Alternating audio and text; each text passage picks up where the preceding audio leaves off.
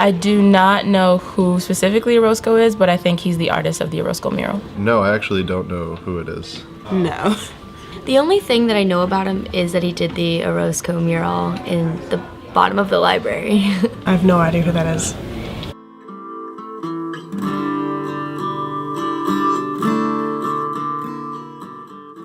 Nacido en 1883 en Jalisco, México, José Clemente Orozco fue un muralista famoso mundialmente. Asistió a la Academia de San Carlos en la Ciudad de México, donde desarrolló su forma técnica. Empezó su carrera haciendo caricaturas políticas, hasta el año 1920, cuando empezó el renacimiento del muralismo en México. En 1927 fue a los Estados Unidos por 7 años, y durante su tiempo ahí, el presidente Hopkins de Dartmouth College lo comisionó para pintar un mural en el corazón de la institución, la biblioteca.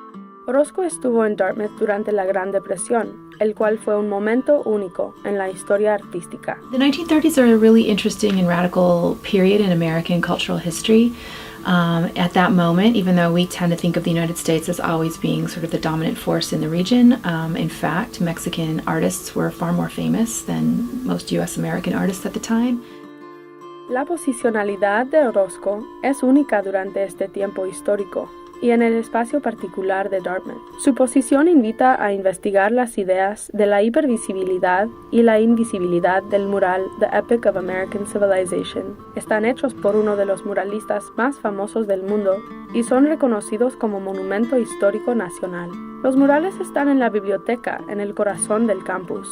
No obstante, están en el sótano. Esta dualidad de la invisibilidad y la hipervisibilidad de los murales se relaciona con la significación política de Orozco como un muralista mexicano en los Estados Unidos y por el contenido crítico de los murales.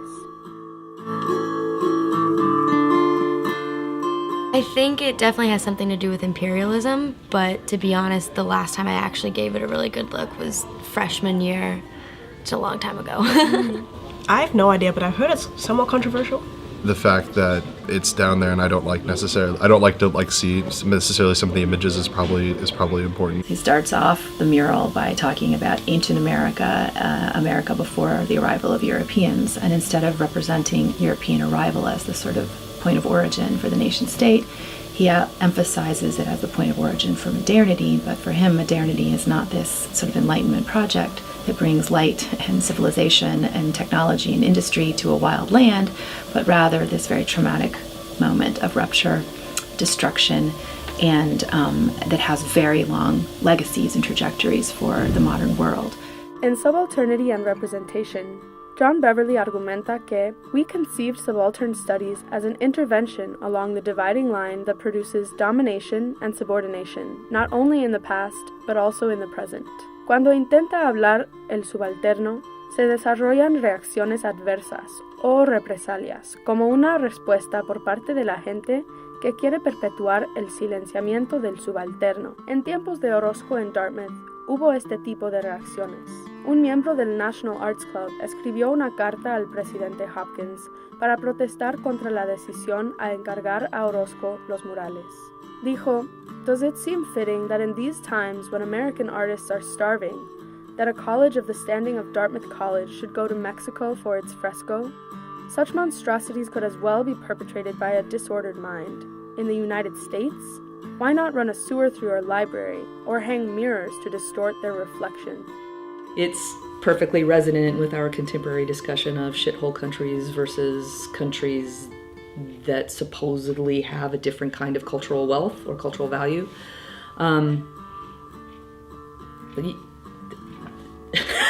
That quote leaves me speechless. Esta reacción histórica de desdén puede ser vinculada con la indiferencia de estudiantes de Dartmouth y de la administración universitaria hoy en día. No vemos un apoyo promotor de los murales por parte de Dartmouth. Este silencio, junto con el hecho de que muchos no conocen el significado de los murales, demuestra una falta de interés y falta de reconocimiento de lo importante que son los mensajes de los murales. I would say the one place where it's not promoted is in the marketing materials for prospective students and in the tours. I see tours going through 25 times a day all year round. And while there's always some kind of like gesture towards the murals and some statement about them, there seems to be a concerted effort to kind of keep people out of that room out of fear that it's going to negatively impact, I assume that's what they're afraid of, that the parents who are touring the college, some of whom might be quite conservative, are going to be horrified by this thing, and it's going to open up questions that they don't want to have to deal with. Why did they even mention it if they're not going to let you see it? That's interesting. That doing something like that carries meaning in and of itself about naming and making visible a magnificent treasure that's on this campus, but then physically keeping it invisible just by not going there. I'm sure it's about time and efficiency and helping students trudge through all of the different spaces on campus that a tour would want them to see. But it's an unintentional moment of highlighting invisibility by calling it out. That's interesting. En actualidad, los guías van por otra ruta que permite que la gente vislumbre los murales a través del vidrio de la puerta del sótano. A través de The Epic of American Civilization, Orozco critica las instituciones pedagógicas, como Dartmouth.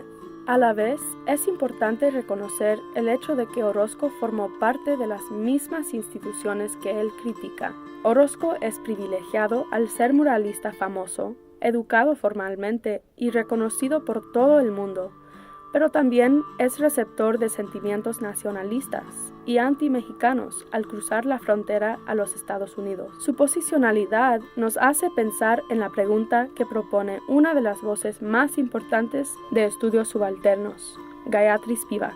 ¿Puede el subalterno hablar? ¿Qué se vislumbra en esta dualidad que presenta la centralidad de los murales frente al desinterés o indiferencia colectiva ante Orozco como figura y los murales como patrimonio? Si con Gayatri Spivak aceptamos que el subalterno está condenado al silencio, ¿cómo caben los murales y su recepción en prácticas institucionales frente a la subalternidad como concepto y a los hispanos como grupo?